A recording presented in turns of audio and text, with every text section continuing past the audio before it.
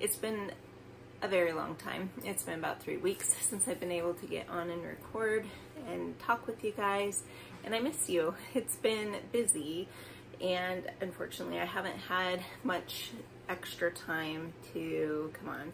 I've been working on a bunch of Christmas projects, and work's been busy, and gearing up for the holidays and all of that, which I'm sure you all are aware.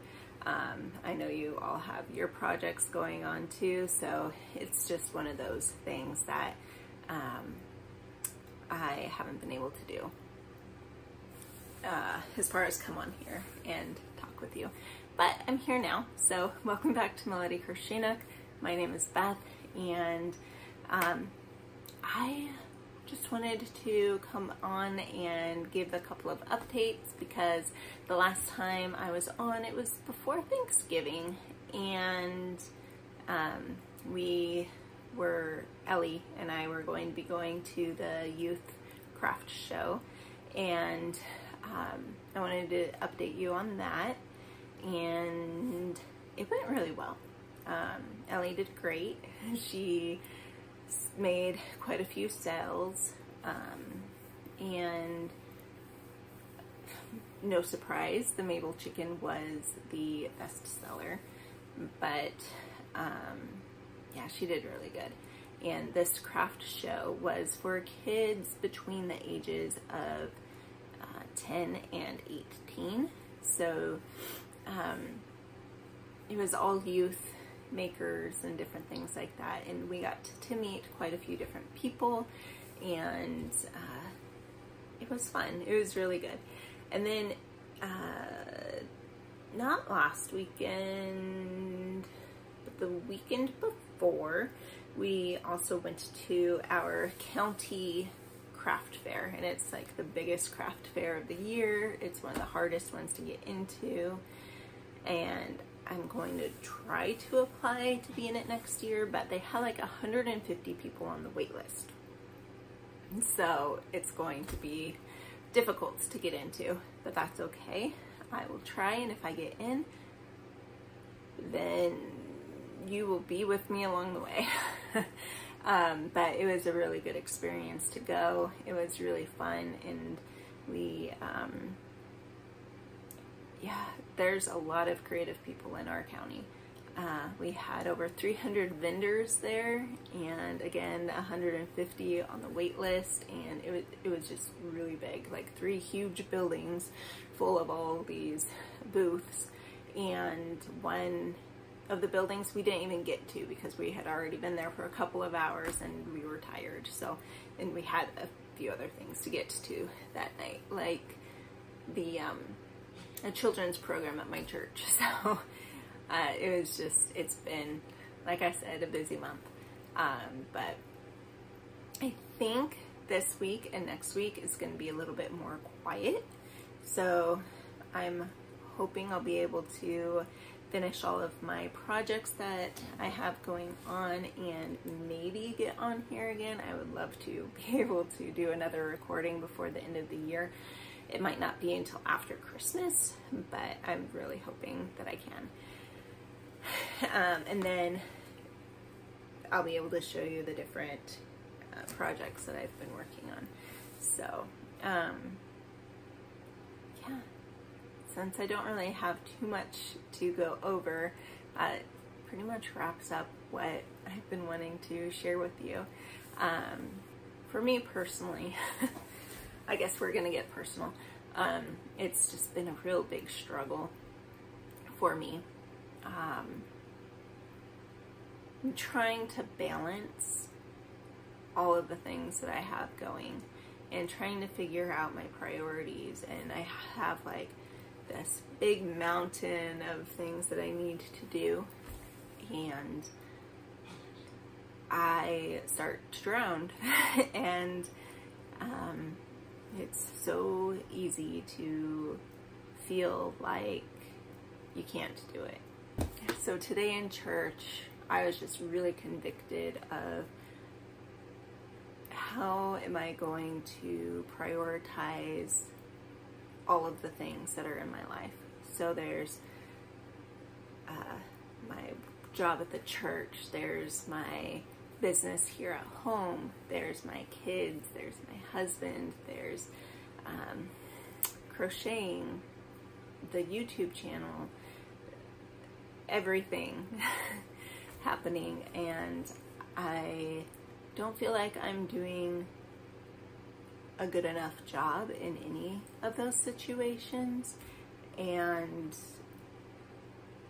just like barely getting by, and it's challenging. But the one thing that it always comes back to is Jesus. If my eyes are not on Jesus, then I sink. Like the passage where Jesus is walking on water and invites Peter to come out onto the boat, come off of the boat and walk on water. And he was doing fine, and then his eyes shifted off of Jesus and onto the waves, and he sunk. When our eyes are on Jesus, he shows us what we need to do, what we need to let go of, how we need to do things. He gives us the time to do the things that we need to do, and he sets our priorities right. And there are so many different examples that I could give you, but that was the main one that my husband was sharing with me today as I was telling him how I was feeling and how I just need more of Jesus in my life, because I can't do it. I can't. There's not enough time in the world for me to get the things done that I need to, and to do them well. And with Jesus, he will help me separate the priorities, the big priorities, from the little things that consume my life. And he helps. He leads and guides and shows us what we need to let go of and what we need to do better in. And it's so amazing just to know that he is there to do that. He cares. He doesn't want us to do any of this alone. We're not meant to do any of it alone. God is always there.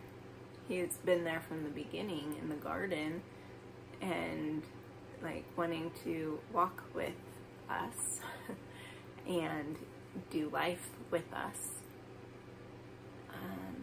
And sin is the one thing that breaks that bond. So because of Jesus's blood, we are able to have that relationship with the Lord.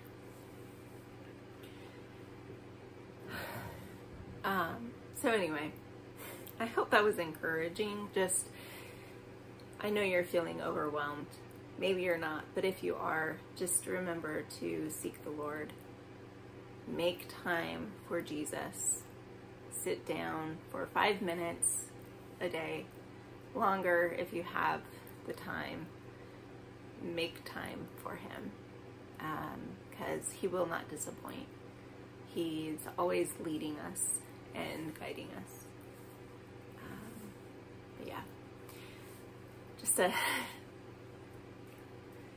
what I've been kind of learning and going through the last few days, or months, really, my whole life. But yeah, so I hope you are all doing well. I hope you all have an amazing Christmas time, and are able to find him and spend time with him during this season, as this whole Christmas season is about Christ's birth. It's about Jesus coming to earth to show us the way to live. to prepare us, to die for us, and to just love us and show us how to love others. So if you have any questions, please let me know. I would love to help answer questions or whatever. And let me know any prayer requests that you have also. We will see you soon. And I promise it will be sooner than it was this last time. But anyway, I will see you next time, and I will talk to you then.